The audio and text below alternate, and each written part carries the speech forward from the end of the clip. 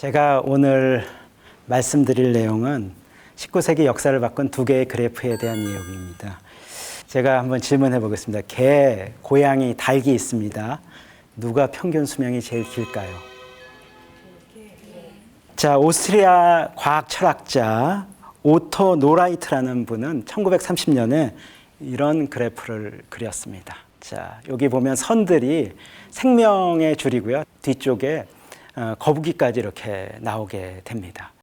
개, 고양이, 닭이 이렇게 보이죠? 누가 제일 오래 사나요? 닭이 제일 오래 사는 거죠. 여러분들 생각하는 거하고 좀 다르죠. 이분은 이렇게 이제 생명의 줄에 이 색을 넣어서 빨간색은 포유류, 검정색은 조류, 파란색은 파충류 이렇게 해서 그래프를 그렸고, 이 그래프 하나를 보면은 도대체 동물들이 어떻게 사는지를 한눈에 볼 수가 있습니다. 이거는 우리의 탁월한 패턴 인식 능력 때문인 거죠. 이러한 것들을 데이터 시각화라고 하는데요. 데이터의 시각화는 19세기 중반에 활성화되었습니다. 오늘은 19세기 데이터 시각화를 바꾼 두 명의 영웅과 그와 관련된 그래프에 대한 얘기를 하고자 합니다. 19세기를 좀 아셔야겠죠. 19세기가 어떤 시절이었는지 여러분들이 아셔야 되는데요. 1854년 한번 생각해 볼게요. 빅토리아 여왕 시대 영국의 최전성기였습니다. 산업혁명으로 사람들이 런던에 매우 많이 몰렸었죠. 얼마나 몰렸겠습니까? 한 300만 명 정도가 영국 런던에 모였습니다. 이렇게 사람들이 모인 건 하나의 축복이기도 하지만은 여러 가지 문제들이 많이 일어났죠. 뭐가 일어나냐요? 콜레라 같은 전염병이 창궐했고요.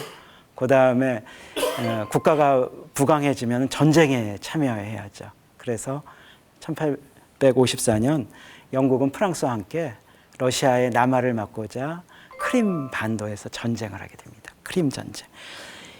1854년은 영국은 번성도 했지만은 암흑의 그림자가 이렇게 깊게 덮여 있었던 거죠.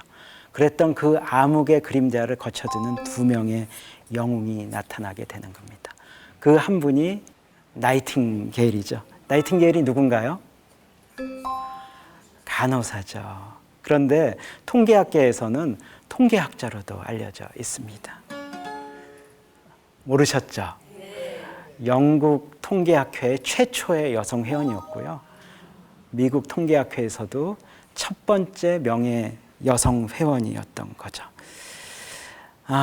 그러면 1854년 그 스토리로 들어가 볼까요? 영국, 프랑스는 오스만 제국, 지금 터키를 도우고자 크림 반도에 러시아하고 전쟁을 시작합니다. 영국은 굉장히 강대국이라서 자존심이 셌던지 별로 준비하지 않고 거기를 갔던 것 같아요. 그래서 여러 가지 군수 물자도 부족하고 또 러시아 하면 좀 춥지 않습니까? 추워서 많은 사람들이 사망에 이르게 됐던 거죠. 그때 런던 타임즈 종군 기자, 굉장히 유명한 분인데 러셀이란 분이 같이 갑니다. 그때 마침 전화가 발명이 돼서 전화로 전쟁 상황을 런던에 그 다음날 아침마다 전달을 하는 거죠. 이 러셀인 사람은 영국군의 무능함과 수많은 사망자들이 야전병원에서 죽어가는 그 실상을 그대로 보도하게 됩니다. 런던의 시민들은 여론이 들끓습니다. 그래서 내각은 나중에 교체가 되는데 그 내각의 전쟁부 장관인 허버트 장관이 나이팅게일, 그때 요양원을 했었는데 나이팅게일에게 부탁을 합니다. 제발 거기 가서 좀 치료해 주세요. 이렇게 했던 거죠. 그래서 38명의 간호사와 같이 크림 반도의 간호병으로 가게 되었던 거죠. 가봤더니 수많은 병사들이 부상이 아닌 질병에 의해서 사망한다는 것들을 알게 되었죠. 그리고 그때 어떻게 사람들이 사망했는지 이런 기록들도 하나도 정리되어 있지 않아서 나이팅게일은 그러한 데이터를 수집하기 시작했습니다. 어떻게 이 사람들이 죽었고 어떤 원인으로 사망했는지를 정리를 했고 장미도표를 그리게 된 거죠. 큰 부분이 1854년 4월부터 1555년 3월까지의 1년간의 그래프이고 그 다음 것들이 그 다음의 그래프입니다. 하나하나가 한 달씩인데 저기 파란색 보이는 거가 질병에 의한 사망자인 거고요. 저기 빨간색으로 보이는 것들이 전쟁의 부상에 의한 사망자, 검정색은 기타입니다. 보면 어때요? 부상에 의해서 사망한 게 아니라 거기서 감염돼서 사망하는 거예요, 다. 아주 지저분한 병실에서. 그 다음에 나이팅게일이 노력을 한 결과 어떻게 됐습니까? 사망자 수가 급격히 줄었다는 것들을 볼 수가 있습니다. 그래서 사망률이 40%를 훌쩍 넘었던 사망률이 2%로 떨어지게 된 거죠. 이 소식을 러셀이 전하면서 나이팅게일은 일약 영국의 대영웅이 되는 거죠. 그래서 귀국을 해서 영국의 군인의 병원을 개선하는 작업들을 합니다. 그래서 영국의 군대의 병원들이 깨끗해지는 병원, 우리가 요즘의 병원들로 가게 되는 거였고요. 또 하나는 뭐였어요? 간호학교를 세우게 됐습니다. 사실 그때 간호사의 직위는 굉장히 낮았었는데 그 이후로 간호사의 직위들이 굉장히 높아지고 현재 같은 위치로 되었던 거죠. 나이팅게일은 한 명 한 명을 간호한 것들이 아니라 데이터를 모으고 그래프를 그려서 정책을 바꾸고 병영 문화, 그다음에 병원의 문화들을 획기적으로 바꾼 탁월한 행정가였던 겁니다. 그 시대에 또 한 명의 영웅이 나타납니다. 존 스노우라는 분인데요. 이분은 의사입니다. 그 빅토리아 여왕이 출산할 때 마취 의사로 활동했다고 합니다. 런던 상황으로 한번 가볼까요? 런던에 300만 명 산다고 그랬죠. 그 당시에 뭘로 왔다 갔다 했을까요? 마차를 탔죠. 그리고 우유도 짜먹고 그랬습니다. 사람들은 마차와 말과 소를 집에서 키웠습니다. 런던에서. 그런데 말이 배설물이 얼만큼 되겠어요? 하루에 20kg 이상, 20kg에서 30kg의 배설물이 생깁니다. 소도 마찬가지죠. 그래서 집집마다 웅덩이를 팠어요. 웅덩이를 파고 거기에다 배설물을 냈습니다. 영국은 무슨 도시였어요? 악취의 도시였어요. 온 동네가 악취에 있어서 관공서가 악취 때문에 쉬기도 했습니다.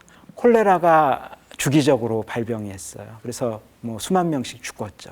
1854년 그해, 암울했던 그해 여름에 콜레라가 런던 빈민가 소호에서 발병을 했습니다. 3일 만에 127명이 사망을 했고요. 조금 지나서 600명이 일주일 안에 사망을 했던 거죠. 그 당시에 콜레라는 어떻게 발병했다고 생각했냐면 그 냄새인 그 악령에 의해서 콜레라가 전염된다고 생각을 했어요. 그래서 콜레라가 생기면 아무도 밖에 나가지 않았고요. 스노우 박사는 그렇게 생각하지 않았어요. 콜레라는 물에 의해서 전염된다고 이렇게 생각을 했습니다. 그래서 당당하게 런던 소호에 걸어갑니다. 걸어가서 집집마다 문을 두들겨서 사망자 수를 기록하게 되는 거죠. 기록을 해서 이와 같은 콜레라 맵을 그리게 됩니다. 저기 검정색 진한 게 사망자 숫자들을 기록한 거였죠. 사망자 수가 보면 저렇게 많은 쪽이 있고요. 점점 그 많은 쪽에서 멀어질수록 사망자가 준다는 것들을 알 수가 있습니다. 이걸 한번 자세히 볼까요? 여기를 중심부를 보면은 저 가운데 펌프라고 있어요. 이렇게 물을 깃는 펌프 있죠. 그 펌프를 중심으로 사망자가 생겼습니다. 스노우는 어떻게 해요? 거기에 있는 사람들한테 사망자만 조사한 게 아니라 물을 먹었는지 안 먹었는지도 조사했습니다. 물을 먹은 사람들은 거의 다 사망에 이르렀던 거고요. 멀리 있던 분들도 물을 섭취한 사람들은 사망했던 거죠. 그래서 런던시 당국에 가서 당장 그 펌프를 폐쇄하시오 이렇게 얘기했던 거죠. 런던시는 주저했습니다. 아무도 물에 의해서 전염병이 전염된다는 걸 인정하지 않았어요. 나이팅게일도 인정하지 않았던 거죠. 그렇지만은 런던시는 모르겠다 그러면서 그거를 폐쇄했습니다. 그랬더니 어떻게 됐어요? 콜레라가 더 이상 늘어나지 않고 콜레라가 사라지게 됐던 거죠. 나중에 봤더니 거기에 3살짜리 어린아이의 기저귀를 빨다가 그 거기를 통해서 전염이 되기 시작했던 거고요. 이 의사 스노우의 이런 역할은 요즘에 역학이라고 하잖아요. 메르스도 있고 지난번 가습기 살균제 문제도 있고 그 원인들을 추적해야 하는 그거의 시초가 되었던 거죠. 이 콜레라라는 것들을 그때 원인을 알 수 없었는데 1883년 독일의 미생물학자 코흐가 콜레라균을 발견했습니다. 그래서 1866년 콜레라가 런던에서 다시 발병됐는데 그때는 다들 어떻게 했을까요? 물을 끓여 먹고 그다음에 펌프 폐쇄하고 정수시설 이용하고 그래서 콜레라가 크게 번지지 않았다고 하고 그 이후로는 더 이상 콜레라가 발병하지 않았던 거죠. 이와 같이 나이팅게일은 장미도표로 존 스노우 의사는 콜레라 맵으로 암울했던 1854년을 헤쳐나가게 되었던 거죠. 요즘에 어떤 시대인가요? 빅데이터 시대인데요. 데이터들도 그냥 숫자로 보는 거, 숫자로 이렇게 세어보거나 그런 것보다는 그래프로 그려보는 게 이제 더 중요하죠. 자, 이게 통계청에 여러분 잘 아시는 인구 데이터입니다. 그러니까 미래 인구도 예측할 수가 있겠죠. 그래서 10년 단위로 이렇게 인구를 하고 그 비중들을 봤습니다. 여러분들 뭐가 보시나요? 2065년까지 보이는 게 별로 없지만은 이와 같이 그 비중을 막대 그래프로 하면은 저 위쪽에 하늘색이 이제 노인 인구인데 노인 인구가 2065년까지 빠르게 증가하는 것들을 볼 수가 있죠. 표보다는 이와 같은 그래프가 더 인상적인 결과들을 나타나게 됩니다. 자, 우리가 이제 데이터에는 이러한 숫자만 있는 게 아니고요. 요즘에는 어떤 글자, 책, 동영상, 사진도 다 데이터입니다. 디지털화돼서 데이터로 정리하게 됩니다.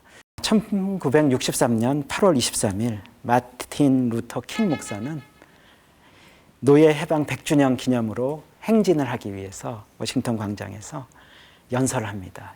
아주 유명한 I have a dream, 우리에겐 꿈이 있습니다 라는, 나에게는 꿈이 있다는 이런 글이죠. 저 영문 글인데 읽어보면 굉장히 감명이 있었는데 지나면 아무 생각이 나지 않습니다. 그렇지만은 이것들을 빈도수로 정리해보면 이와 같은 결과가 나오는 거죠. 여기 보시면은 뭐가 나와요? 자유, 꿈, 미래, 그날, 종, 이런 것들이 나타나는 거죠. 이 하나의 그래프만 봐도 그때의 생각이 나오는 거죠. 킹 목사가 연설하는 게 보입니다.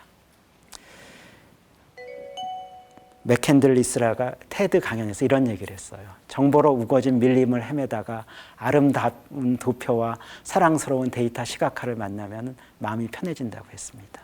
우거진 밀림에서 쉼터를 만나는 느낌이라고 합니다. 여러분도 데이터를 가지고 아름다운 그래프를 그려보지 않겠습니까? 그러면 여러분들도 나이팅게일이나 스노우처럼 세상을 바꾸는 그런 그래프가 될지도 모르겠습니다.